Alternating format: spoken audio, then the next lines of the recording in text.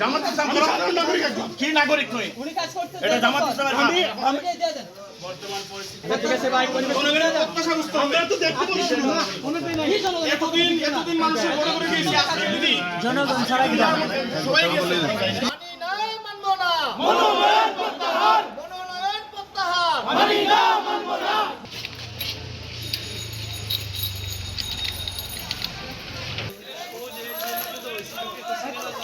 আমরা চাই যাতে সুনামগঞ্জ এক আসনে প্রয়োজনে যারা উন্মুক্ত করে দেওয়া হয়।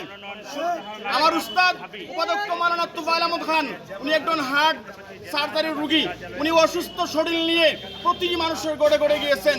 আমরা আজকে একটাই দাবি তুলতেছি, ওনার এই এক আসনকে উন্মুক্ত করে দেওয়া হোক। যাকে আমাদের সুনামগঞ্জ একের কেউ ছিলেন না, প্রতীক ছিলেন না, দল ছিলেন না, ব্যক্তি ছিলেন না। আমরা তোফায়েল আহমদ খানের কোনো বিকল্প আমরা চাই না, দাঁড়িয়ে বিকল্প আমরা চাই না।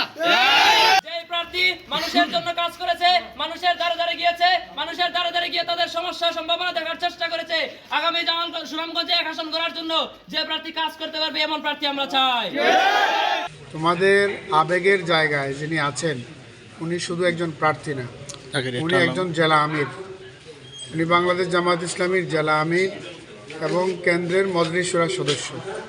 অতএব ওনার মানে সাংগঠনিক শৃঙ্খলার ক্ষেত্রে ওনার সম্মানটাও তোমাদের সম্মান, তাই না?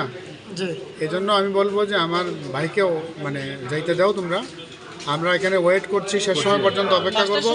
আমার মনে হয় যে পজিটিভ কিছু আসবে।